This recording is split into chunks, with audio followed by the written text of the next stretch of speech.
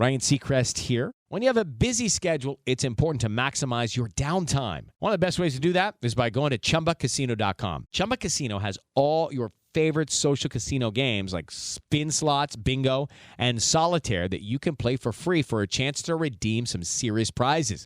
So hop on to chumbacasino.com now and live the Chumba life. Sponsored by Chumba Casino. No purchase necessary. VGW Group. Void where prohibited by law. 21 plus. Terms and conditions apply.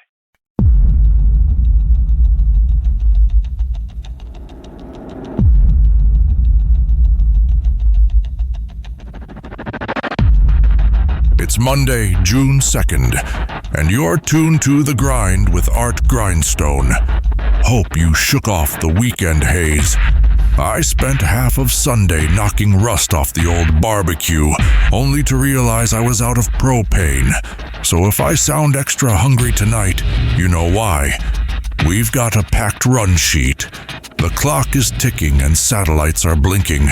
But we've got the next 2 hours to sort signal from noise. First up, the world stage feels like a chessboard missing a few pawns.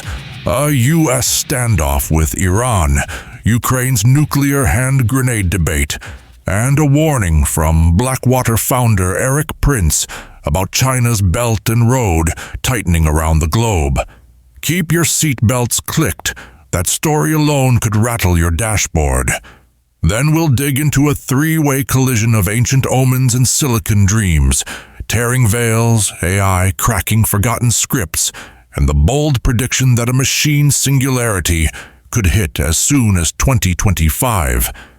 If your smart speaker starts getting philosophical, maybe keep an eye on the power cord. And finally, we wrap the night in cosmic dust with a deep dive on that mysterious South Atlantic anomaly and the so-called 6,000-year solar cycle. Conspiracy videos promise pole flips and micronova fireworks, but we'll sift fact from clickbait and leave you with truth you can actually sleep on. Because, hey, if the sky really is falling, someone has to calculate the odds and still tell a good joke. So top off whatever's in your mug, silence those notifications, and settle in. That's the lineup. Coffee's hot. Mike is live. Let's get to it. Our first story starts now.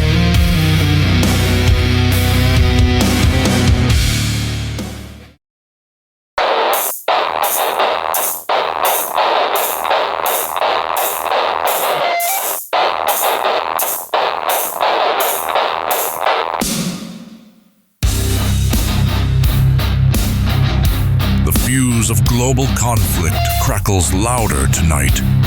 Diving into this week's stories, we turn to rising geopolitical tensions. In the Strait of Hormuz, American destroyers shadow Iranian patrol boats like wary street dogs, each vessel's radar watching for the flicker of a missile plume. Washington has repositioned 2,000 Marines and a squadron of fighter jets to the region. A move the Pentagon calls prudent deterrence, but Tehran brands provocation. Oil tankers, the steel whales of global commerce, creep along escorted by drones instead of dolphins. According to Reuters, back-channel talks on reviving the nuclear deal have stalled, trapped between hardliners in both capitals. Supreme Leader Ayatollah Ali Khamenei demands full sanctions relief first. The White House insists on step-for-step verification. As heat shimmers off the Gulf, one misread radar blip could tilt diplomacy into gunfire, and that pressure cooker frames our next point. Farther north, Ukraine's parliament debates the unthinkable: whether the battered nation should seek its own nuclear deterrent if Western security guarantees fail. President Volodymyr Zelensky still pledges faith in NATO, yet daily shelling around the Zaporizhzhia plant underscores the fear that Moscow's power lies not only in tanks, but in atomic blackmail.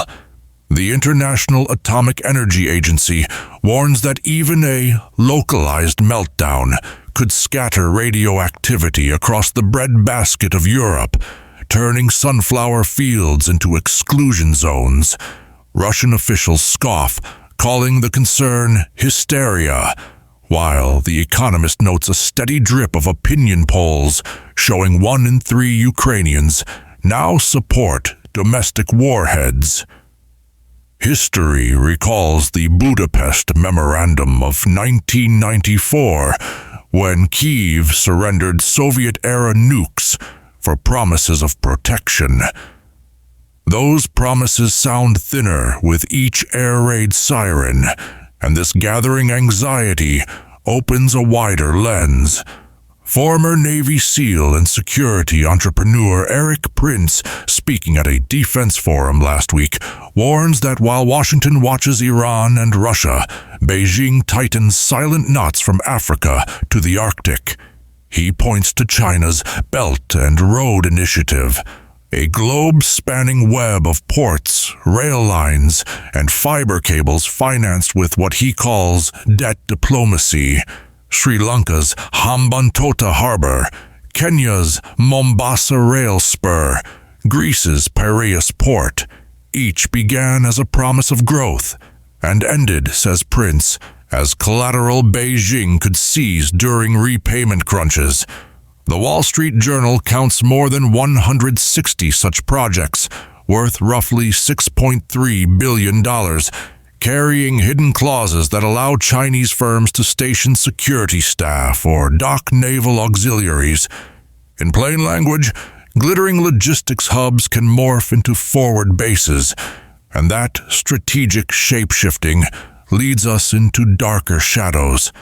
Prince, infamous for founding the private military company Blackwater, knows how gray zones flourish. He describes a market where statecraft outsources muscle, ex-commandos in unmarked uniforms, guarding cobalt mines in Congo, or former intelligence officers running drone surveillance above Cambodian highways laid by Chinese engineers. Official deniability is the selling point. If a firefight erupts, diplomats shrug and investors keep construction crews pouring concrete. According to The Guardian, more than 50 private security outfits now operate along belt and road corridors, many staffed by veterans from Russia, South Africa, and the United States whose pensions stretch better overseas. This patchwork of guns for hire complicates international law, because the line between protecting assets and waging undeclared war blurs with every contract revision. Such murky engagements, once rare, now look like the new normal, and they usher us to an even less visible battlefield. Cyberspace, that glowing backbone of 21st century life, trembles under parallel assaults. Microsoft's Threat Lab reports Iranian hacker group Homeland Justice flooding American water utilities with ransomware demands, while Chinese outfit Volt Typhoon quietly maps power grids on the Pacific coast, leaving sleeper code that could click off electricity in a crisis. A former National Security Agency director likens the risk to digital landmines already buried under your driveway. Meanwhile, Ukrainian engineers write open-source software that shutters Russian propaganda sites, demonstrating how laptops can rival artillery. Add emerging artificial intelligence tools that draft phishing emails indistinguishable from genuine corporate memos, and every inbox becomes a potential Trojan horse. The Geneva Conventions never imagined a line of code could jam a hospital ventilator. Yet that is exactly what red-teamed simulations now prove. The frontier of conflict no longer needs exploding shells. An algorithm can silence a city, and that stark truth threads through all the tensions we have charted tonight. So where does this leave us? A simmering gulf, a nervous Kyiv, a Chinese supply chain laced with debt and gunmen, and a global internet wired for sabotage. The common theme is pressure, political, economic, technological, testing seams across continents. History teaches that pressure seeks release, often at the weakest joint, rarely where media spotlights shine. Staying informed is not alarmism. It is the civic inoculation against surprise. We will keep tracking these flashpoints as they evolve hour by hour, because sunlight, even at midnight, is the surest disinfectant. Next, cautionary tales from history and heavy metal lore.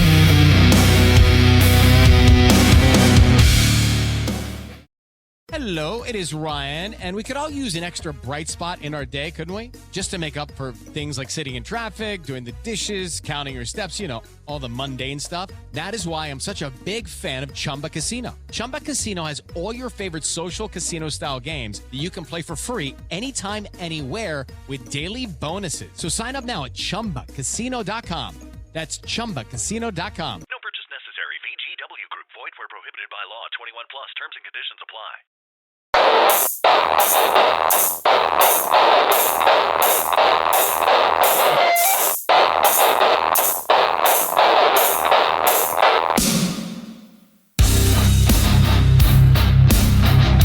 Stare too long into darkness, and the darkness stares back. Turning from geopolitics, we shift to cautionary tales of collapse. Dave Mustaine, frontman of the thrash metal titan Megadeth, told Loudwire this spring that at age 17 he tried casting what he believed was a witchcraft spell against a girl who broke his heart. He gathered candles, chicken bones, and hand-copied Latin phrases, certain he could bend fate. Instead, he woke the next morning to word that the girl had been hurt in a car accident. Guilt clawed him for decades. Mustaine says the episode drove him to write songs like Bad Omen and The Conjuring, which later fueled teenage dabblers everywhere. By 1990, churches were burning his records in rural towns from Alabama to Alberta, claiming the lyrics summoned demons.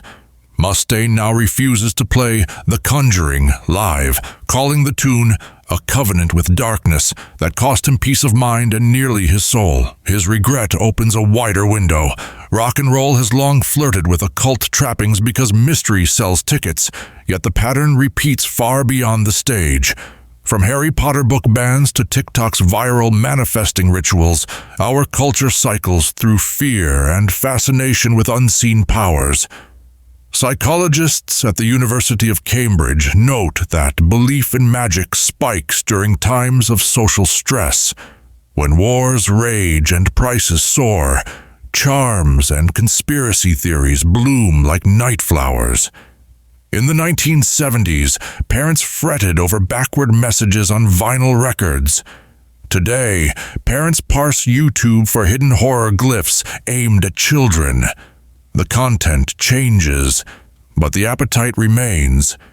People search for meaning they cannot find in spreadsheets and press briefings, so they reach for candles and cryptic hashtags.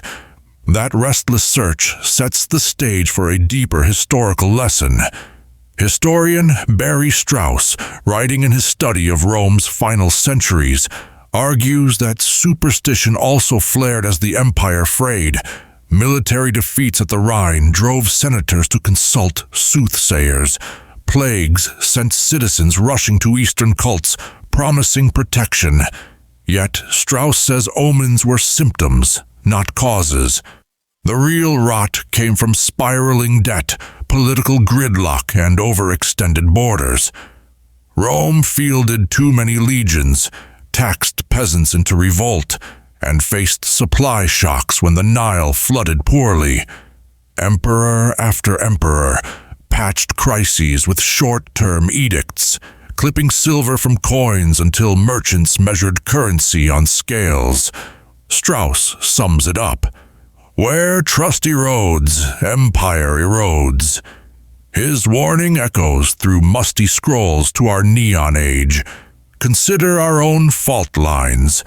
Rising national debts, some topping $30 trillion, feel abstract until interest payments crowd out schools and bridges. Social media tribes mimic rival Roman factions, more eager to wound opponents than repair shared walls. A single cyber strike against power grids, pipelines, satellites could unravel supply chains as surely as Visigoths once burned grain stores. Climate swings whip up mega droughts, turning farmland to dust just as North African deserts swallowed Roman wheat fields. We differ from the ancients in technology, not in vulnerability. Like Rome, we own marvels yet rely on delicate networks that few citizens could fix if black screens replaced glowing ones. To borrow Mustaine's image, we have drawn a massive pentagram of global logistics. But any broken line may summon chaos rather than wealth. So what can late-night radio offer besides dread, perspective? Mustaine's confession reminds us that flirting with darkness has personal costs. Strauss's scholarship shows that ignoring slow decay breeds collective collapse. Both stories teach agency. Stop feeding illusions. Start reinforcing foundations.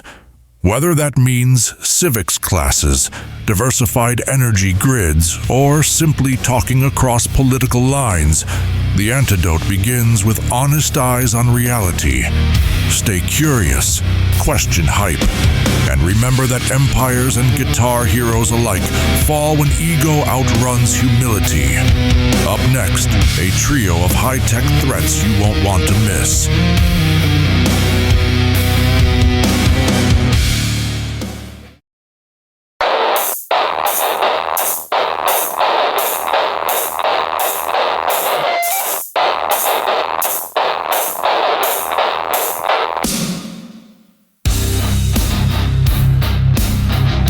When reality's fabric thins, code and prophecy intertwine. Picture the ancient Hebrew temple curtain, 40 feet tall, splitting at the instant legend says hope died and rebirth began. Clerics call it the tearing of the veil, a sign that unseen realms suddenly touched daylight. Fast forward 2 millennia, and the veil feels thin again. Planes vanish from radar for minutes. Stock markets swing hundreds of points on a rumor, and deepfake videos make the dead speak. Complexity scientists at the Santa Fe Institute say our connected systems now behave like a single mega-organism whose nerves fire faster than reason. One small shock, an outage, a tweet, can ripple into financial whiplash, civic unrest, or even planes grounded worldwide. Exactly the kind of butterfly effect mathematician Edward Lorenz warned about. He proved that tiny shifts in starting data could birth a hurricane weeks later, and today our starting data are live, messy, and public. Every sensor, smart fridge, and fitness watch feeds the storm, tugging at the veil thread by digital thread. And that sense of fragile order ushers us toward the next signpost. If chaos makes the present blurry, new technology is making the past crystal clear. Researchers at the University of Chicago teamed with Google Brain to build an artificial intelligence model that reads cuneiform as easily as we read emoji. They trained the system on photos of clay tablets scribbled by Akkadian merchants 4,000 years ago.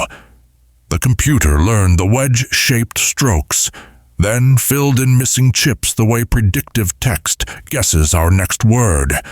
According to Nature magazine, the model hit accuracy rates above 90%, a leap that once took human scholars decades. Not to be outdone, Oxford linguists used a similar network to unlock Ugaritic, a language lost since the Bronze Age collapse. By comparing letter patterns to early Hebrew, the program suggested fresh translations of hymns praising a storm god named Baal, lines no one living had heard aloud. Under artificial glow, the long-sealed voices of empires speak again, telling us how they prayed, traded, and feared their own endings, which raises a sharp irony.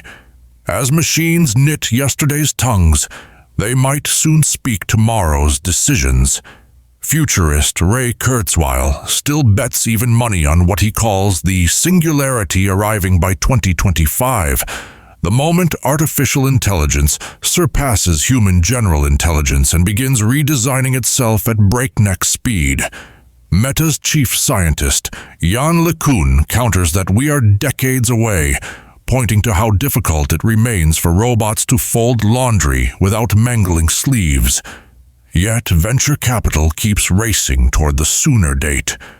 Silicon Valley funded nearly $100 billion in generative AI startups last year, reports the Wall Street Journal, an amount equal to the gross domestic product of Kenya.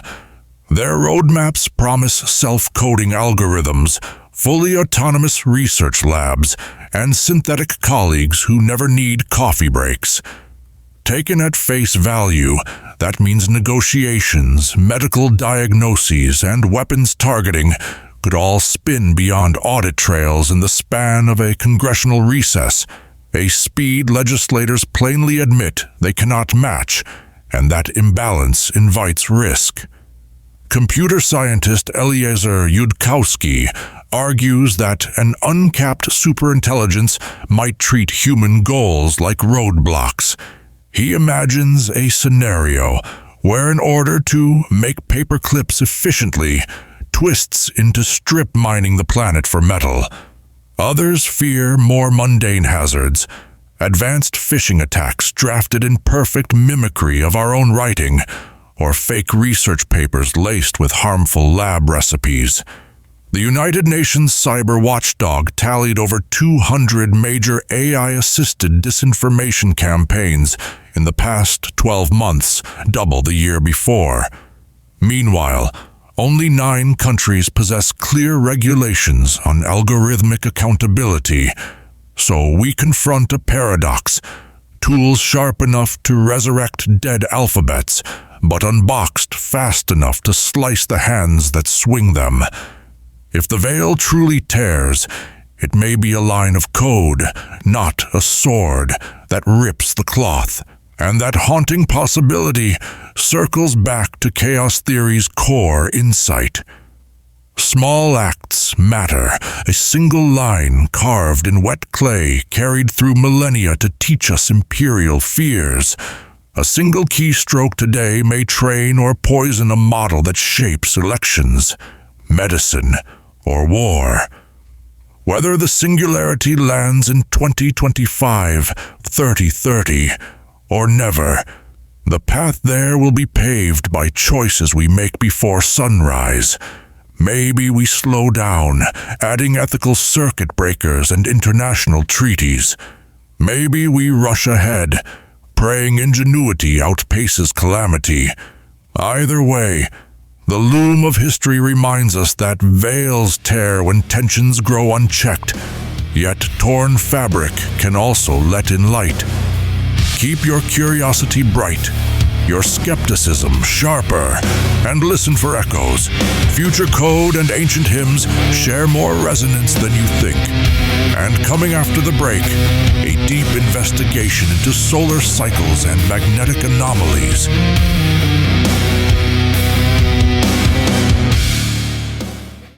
It is Ryan Seacrest here. There was a recent social media trend which consisted of flying on a plane with no music, no movies, no entertainment. But a better trend would be going to chumbacasino.com. It's like having a mini social casino in your pocket. Chumba Casino has over 100 online casino-style games, all absolutely free. It's the most fun you can have online and on a plane. So grab your free welcome bonus now at chumbacasino.com. Sponsored by Chumba Casino. No purchase necessary. VGW Group. Void where prohibited by law. 21 plus. Terms and conditions apply.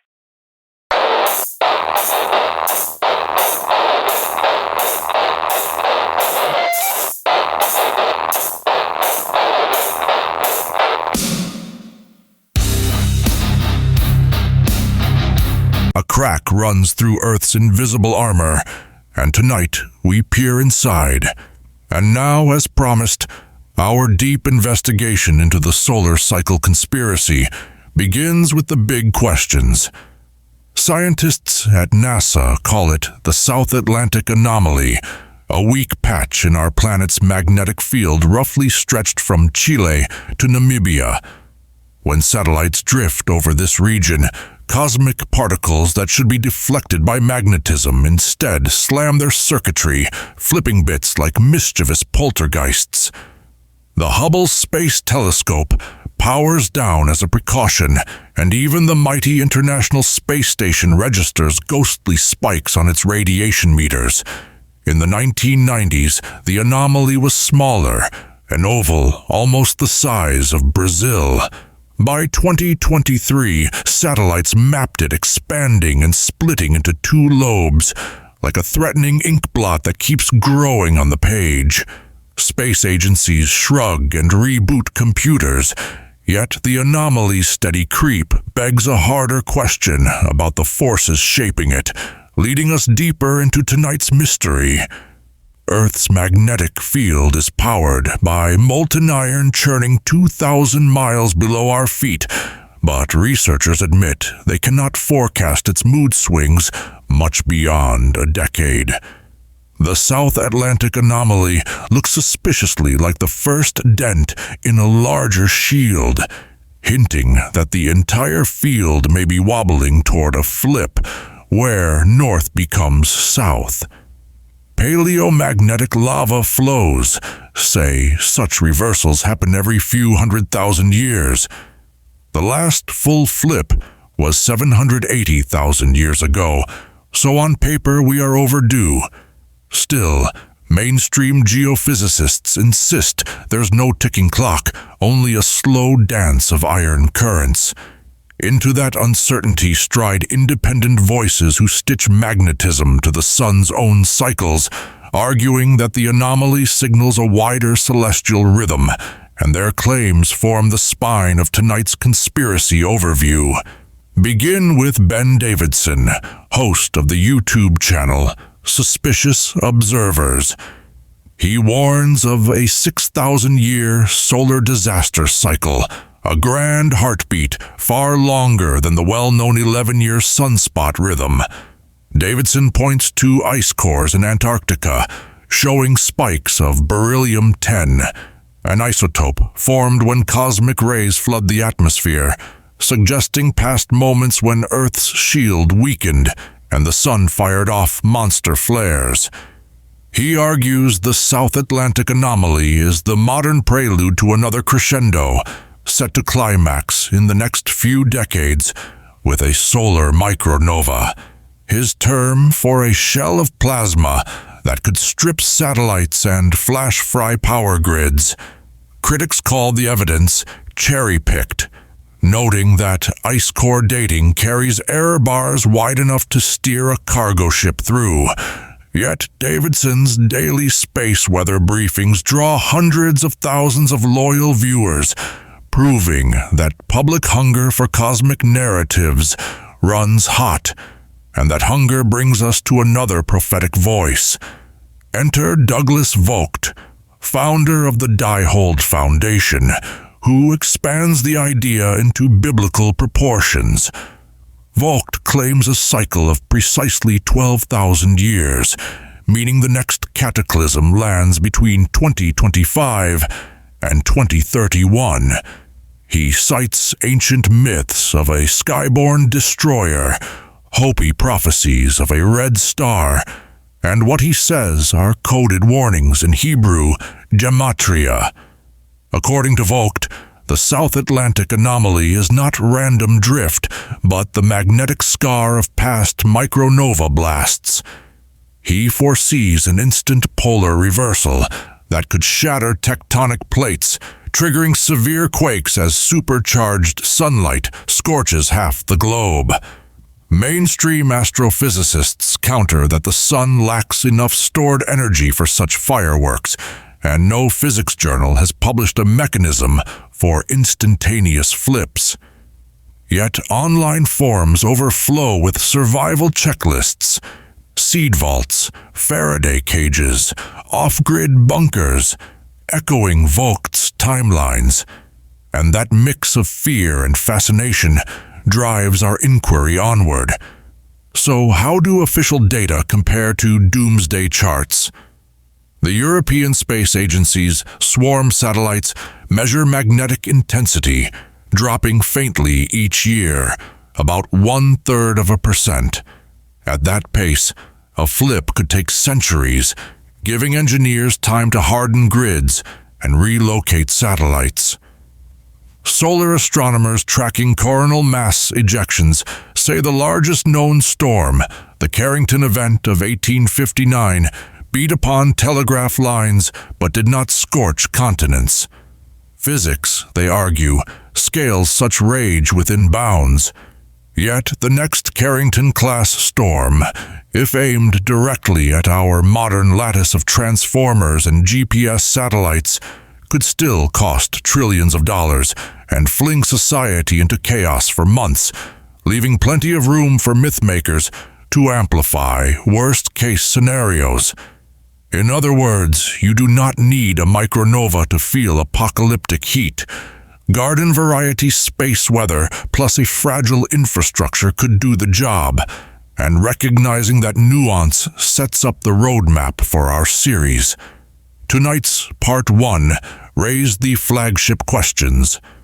Why is Earth's magnetic shield weakening fastest over the South Atlantic? Does the sun beat to a hidden 6,000-year drum? And are fringe researchers naming real patterns or spinning cosmic fan fiction? In Part 2, we will sift the evidence, ice cores, lava flows, and solar observatories to test each claim on its merits. We will also probe how fear travels through algorithms, turning scientific uncertainty into viral prophecy. So brew some midnight coffee and sharpen your skeptic's mind. In Part 2, we'll go down the rabbit hole of the supposed evidence and narratives.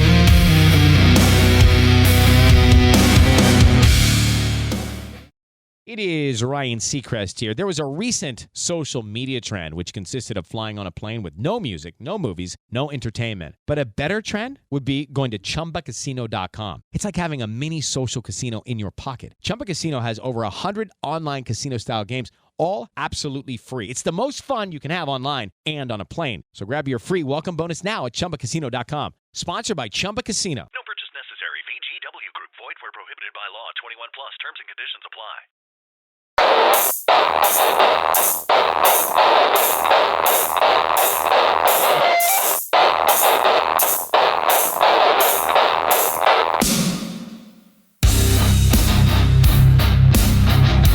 Time to shake the evidence jar and see what rattles. Continuing our investigation, we unpack the evidence and narratives behind the theory. First stop, the South Atlantic Anomaly, or SAA, pitched online as a glowing red wound spreading across satellite maps. Videos zoom in on the graphic, then jump cut to headlines about dying bees, rogue lightning, even whales beaching in Brazil, implying a single cause. In reality, the SAA is a zone where Earth's magnetic field dips from around 60 microteslas to about 24, still strong enough to spin a compass, just weak enough that extra cosmic particles sneak through. Engineers deal by shielding electronics and powering down instruments during each 90-minute orbit. Then they move on. No lab paper shows energy bursting upward from the anomaly into ground storms or bird brains.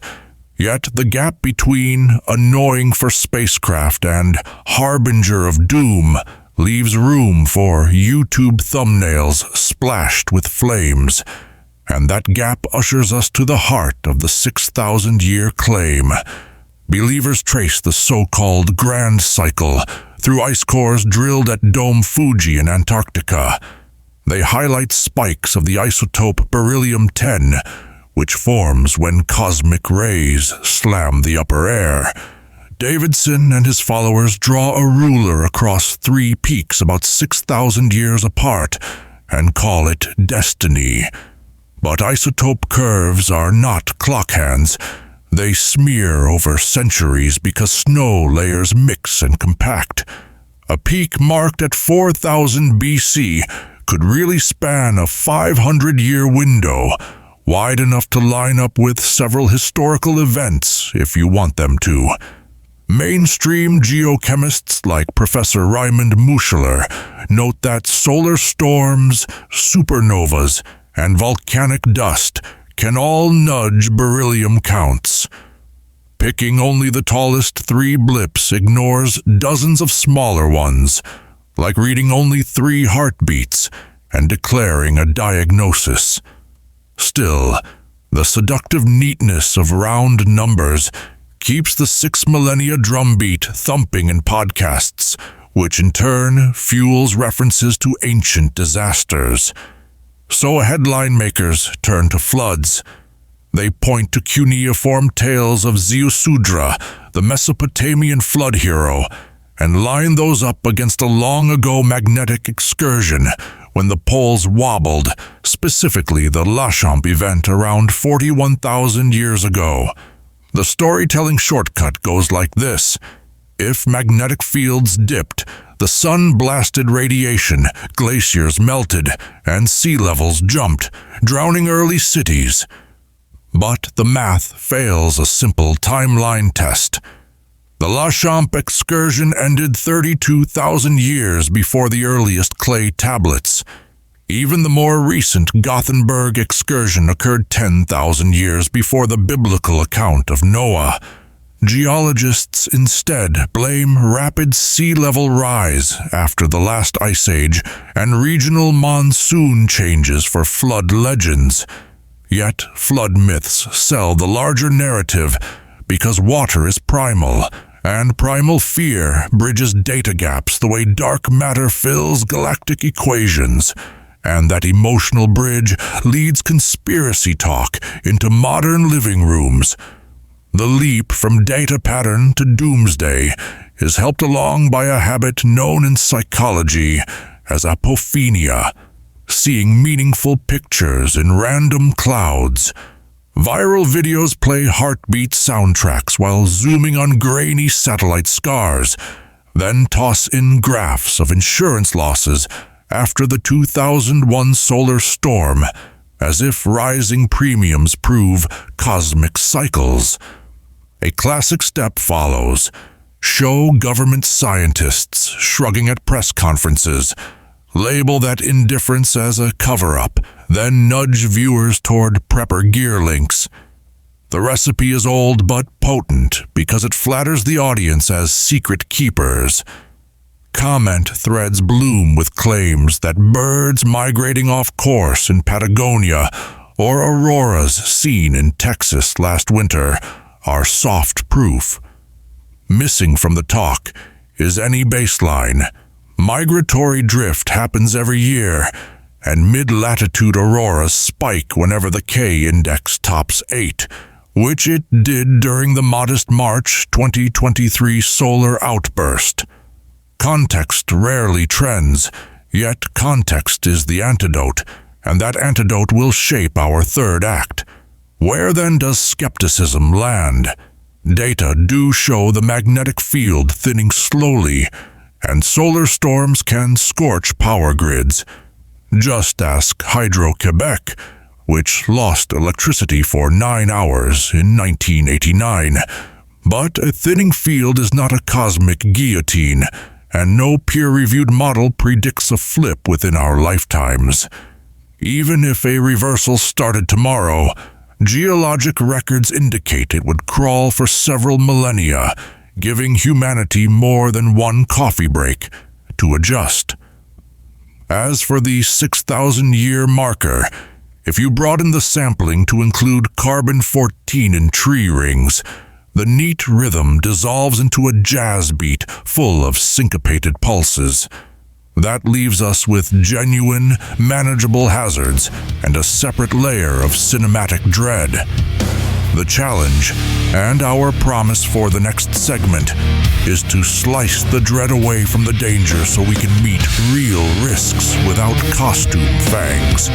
Next, in Part 3, we'll resolve the truths and myths to land the real takeaway.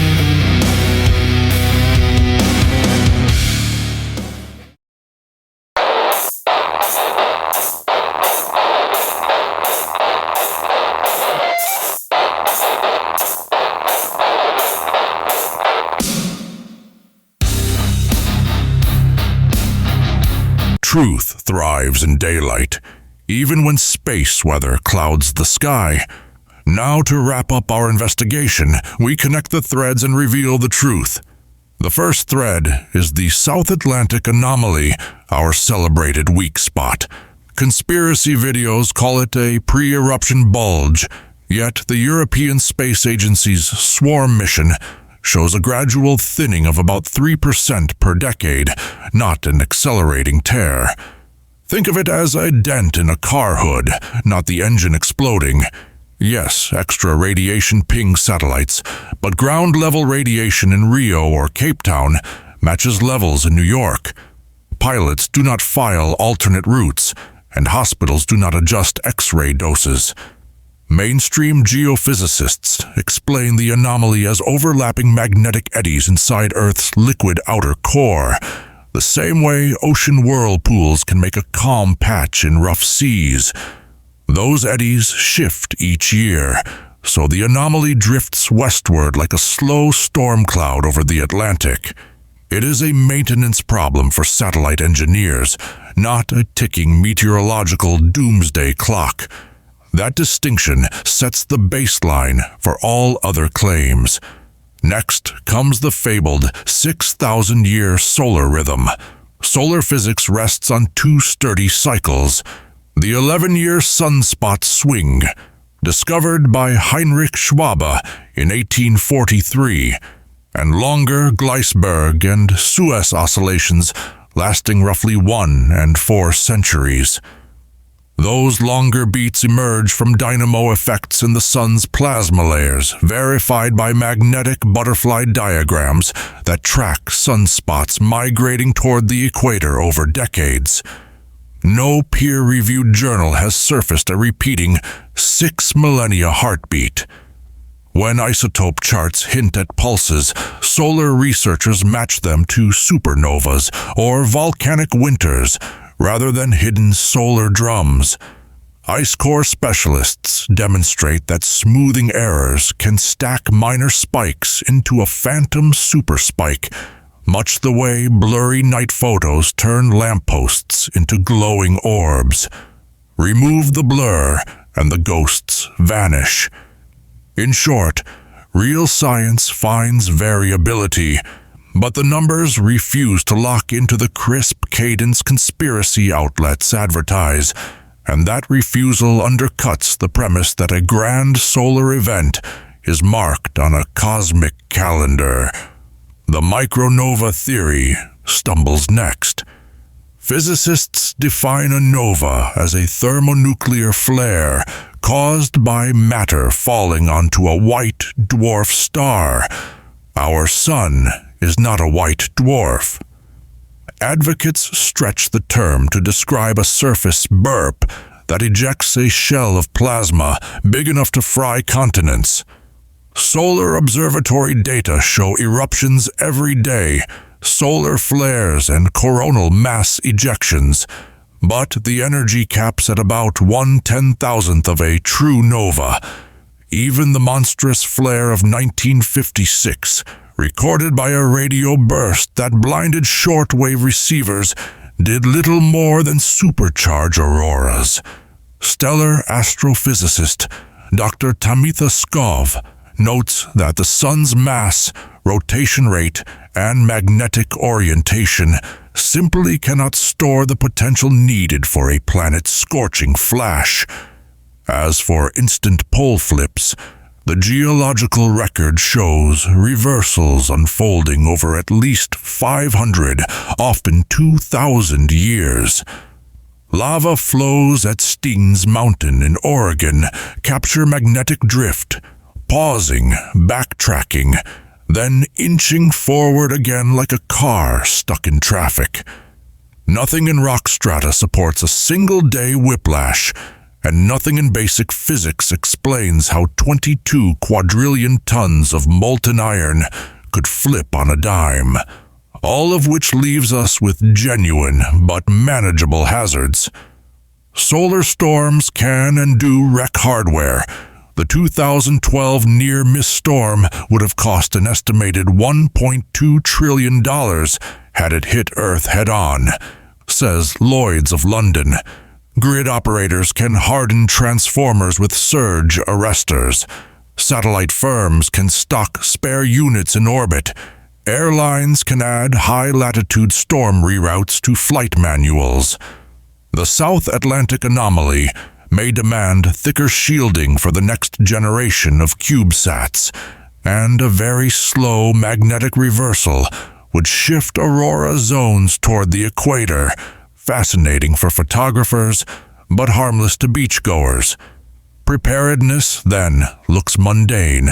Upgrade power substations, build transformer reserves, practice blackout drills, steps similar to earthquake retrofits or hurricane proofing. What it does not look like is racing for bunkers, melting gold into coins, or memorizing sky gods. So here's the final takeaway. Conspiracies often start with a kernel of truth. Fields weaken, storms flare, then inflate that truth inside a vacuum of context. Our job as curious citizens is to fill the vacuum with measured facts. When someone shows you a zoomed-in heat map of the South Atlantic anomaly, ask for a scale bar. When a graph marks 6,000-year peaks, ask how many data points were omitted. When a guru preaches instantaneous flips, look for a mechanism published outside his own newsletter. Skepticism is not cynicism. It is maintenance for the mind, like shielding for a satellite. Keep it polished, stay informed, and you will ride the real solar winds just fine. Tomorrow, join us for an exclusive interview on AI ethics, right here on The Grind.